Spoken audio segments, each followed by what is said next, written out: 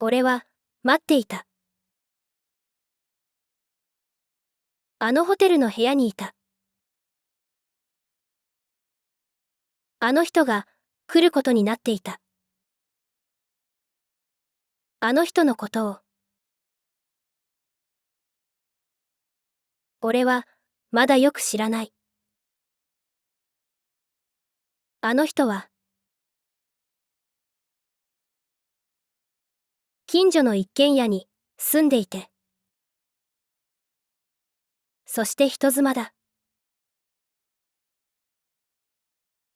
それ以外のことはよく知らない。俺はあの人に会いたかった。あの人の肌に触れたかった。やがて、ドアをノックする音が聞こえた。コンコン、コンコン。ドアを開けると、あの人がいた。こんにちは。と、あの人は笑った。あの人は部屋に入ってくると、部屋の中を見回した。小さな机、小さな冷蔵庫、そして大きなダブルベッド。いつも一人だった俺の目の前に、あの人がいた。そのことが不思議だった。そして俺はあの人とセックスをした。あの人の体のぬくもり、あの人の息遣い、あの人の喘ぎ声。俺は夢中だった。セックスの後、ダブルベッドの上で、俺とあの人は抱き合ったまま、横になっていた。あの人が言った。ねえ、名前、なんて言うの？俺は答えた。吉岡です。吉岡健一。ふーん、吉岡さんか。と、あの人が言った。ねえ、携帯電話のメールアドレス、教えてくれない？と、あの人が言った。俺は自分のメールアドレスを教える。あの人はバッグに手を伸ばし、自分の携帯電話を取り出すと、俺の携帯に空メールを送信した。今度会うときはメールを送って。悪いけど、外ではもう声をかけないで。と、あの人は言った。ごめんね。と、あの人は言った。疑問があった。あの人は主婦で売春をしている。そして俺はそのことを知ってる。この人はそれが怖くないんだろうか。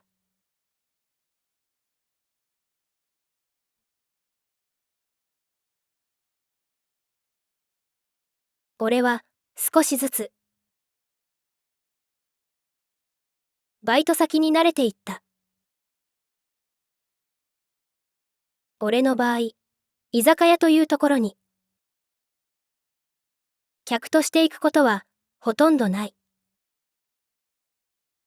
だからそこは、俺の知らない世界だった。人の話し声、仕事の話、職場での愚痴、噂話、家族の話、冗談、笑い声、料理の匂い、酒の匂い。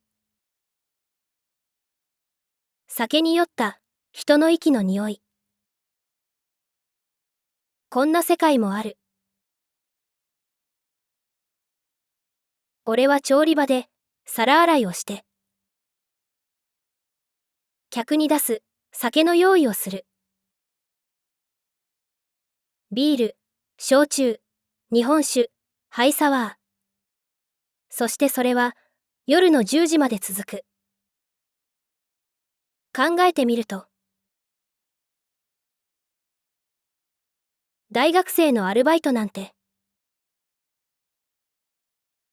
妙なことだと思う。学生は勉強するものなんだし。仕事って言ったって、大学を卒業したら、嫌でも、働かなきゃならなくなるわけだ。何も、今から、働くことも、ないわけだろ？矛盾しているような気がする。大学生のアルバイトといっても、動機は様々だ。生活費が足りないから。小遣いが欲しいから。皆がやってるから、ただなんとなく。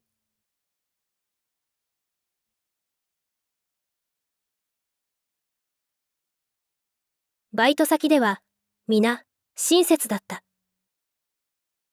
俺を仲間に入れようと、してくれた。でも俺は、打ち解けられなかった。俺はそういう人間だった。俺は心のどこかで、他人を怖がってしまう。表面的には調子を合わせていても、早く逃げ出したくて仕方がない。皆が親切なことをありがたいと思っていた。だから皆に申し訳なかった。真夜中、家路に着いた。暗い道、誰もいない。バイト仲間も。バイト仲間を管理する社員も。居酒屋の客も。俺は今、誰にも見られていない。気分が楽だった。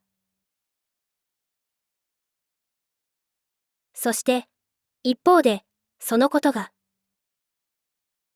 俺の心を重くもした。その日も、自分の部屋に戻った後、俺は考え込んでしまった。一体、なぜなんだろう。なぜ俺は、こうなんだろう。自分が嫌だった。自分が孤独なのは、なぜだろう。他人を信じられなくて。いつも他人を怖がっている。俺は知ってる。人間っていうのはずるい。都合の悪いことは、他人に押し付けて、自分は関係ないって顔をする。ごまかしたり、言い訳したり。そんな奴が大勢いる。でも、それが世の中なんだ。だから、目を背けたってしょうがない。でも俺は目を背けてる。そして自分には関係ないって顔してる。つまり俺は世の中とは折り合いが悪い。誰かと一緒にいても何を話していいかわからない。どうしていいかわからない。だから一人でいる方がいい。一人で本を読む。一人でテレビの映画を見る。一人で街を歩く。一人で食事を作って食べる。そして考える。俺はこの先、一体どうしたらいいんだろう。うまくいってるやつだっている。人生を楽しんでるやつだっている。俺にはそれができないだけだ。それがなぜなのかわからない。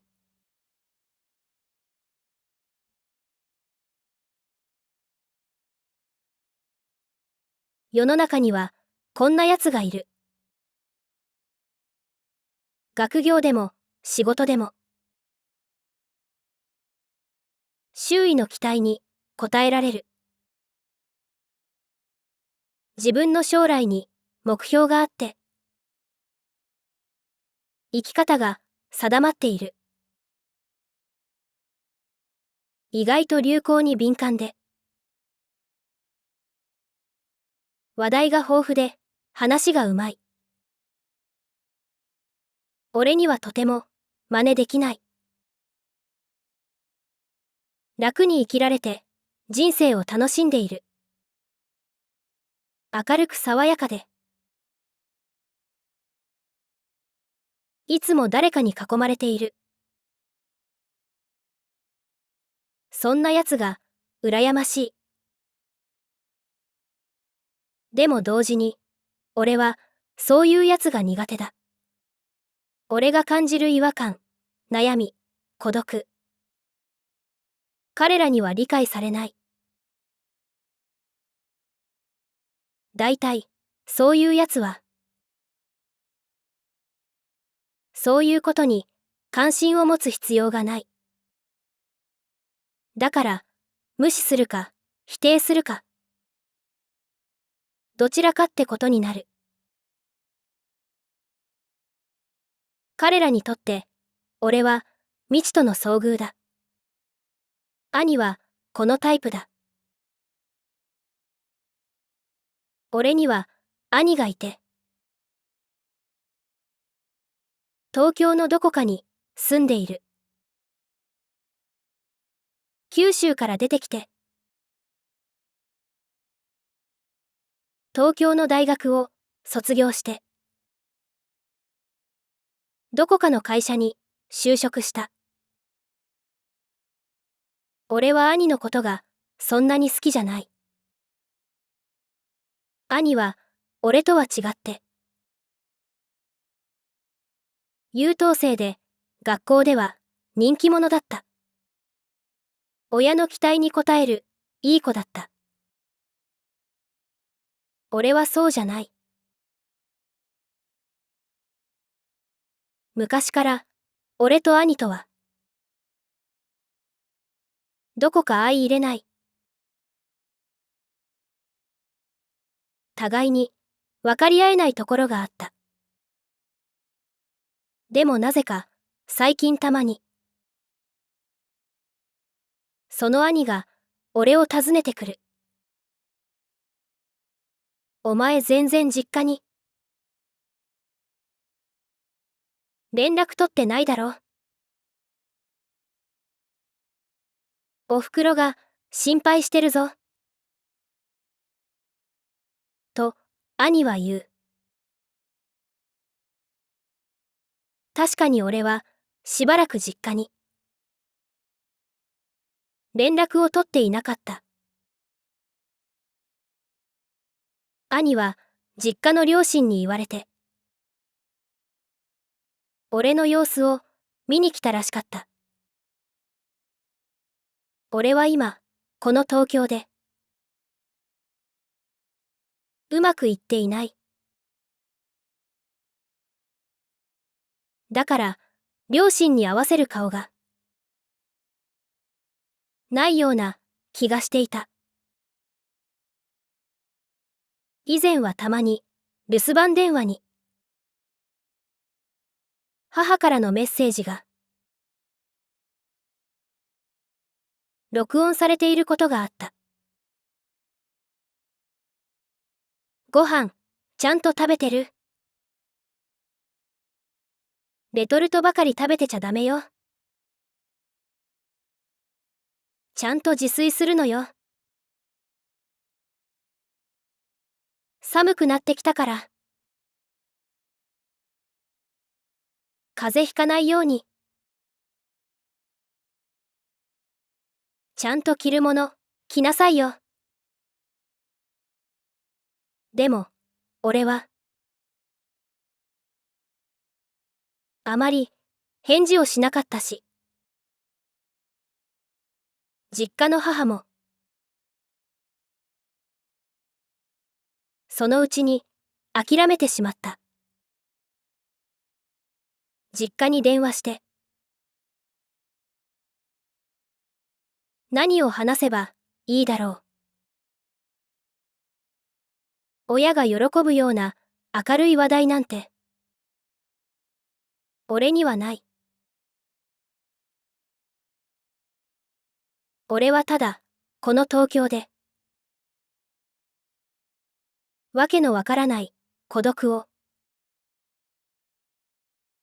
持て余しているだけだ。兄はビールを買ってきたり弁当を買ってきたり、だいたい何か食べ物や飲み物を買ってきて俺の狭い部屋に上がり込んでそれを食べたり飲んだりして帰る。自分の分だけじゃなくて俺の分も買ってくるから俺も一緒に飲んだり食ったりしなくちゃならない。食べ物はありがたいがやはり俺は兄が鬱陶しかった。俺は実家に電話をすることにした。実家に電話をすれば兄はもう来なくなるかもしれない。兄に来てほしくなかった。久しぶりに実家に電話して母の声を聞いた。母は言った。ご飯ちゃんと食べてる？レトルトばかり食べてちゃダメよ。ちゃんと自炊するのよ。寒くなってきたから風邪ひかないようにちゃんと着るもの着なさいよ。でも、当ては外れた。結局、兄は、その後もやってきた。兄は言う。お前、ちゃんと勉強してるのか？お前はいいよな、休みがいっぱいあるし。俺も学生に戻りたいよ。就職したら大変だぞ。一日中、こき使われて。残業はあるし、休日出勤はあるし。俺は思う。俺は、兄貴のような。いい大学での優等生とは違う。俺の場合は、就職なんて。できるかどうかだって、まだわからない。俺の大学は、兄貴とは違って。三流大学だ。何か、用なのか？と、俺は言った。別に、用はないけど、迷惑か？迷惑じゃないけど、ちょっとうざい。まあ、いいじゃないか。一応、兄弟なんだし。顔くらい見に来たって、いいだろ。でも、やがて俺は、気がついた。兄は今、うまくいっていない。弱気になっているのだ。学生の頃とは違う。社会人としての人間関係。兄はそれに、馴染めずにいる。話を聞いていると、今の兄には、気軽に付き合える人間がいない。しかし、一応肉親である。俺のところになら、息抜きに来ることができるらしい。世の中には、肉親というものを、信頼する人間がいる。血のつながりというのを、信じている人間。どうも兄は、そういうタイプらしい。別に俺は、それを嬉しいとも思えなかった。でも、そのことに気づいて、兄をあまり邪険にするのも、気の毒のような気がした。兄は言った。適応力のない人間は、隅に追いやられる。経済のグローバル化。IT 技術の進歩。世界情勢の変化、環境問題。世界は容赦なく変化する。流行、金の流れ、人の気持ち。でも適応力のないやつは、変化についていけない。複雑な社会と噛み合えない。そう、兄が言った。社会での競争、勝ち組、負け組。格差社会。兄の話を聞いていて、俺はそんなことを思った。俺はまだ学生で。社会人になったわけではないから。これはただの想像だ。再生リスト5に続きます。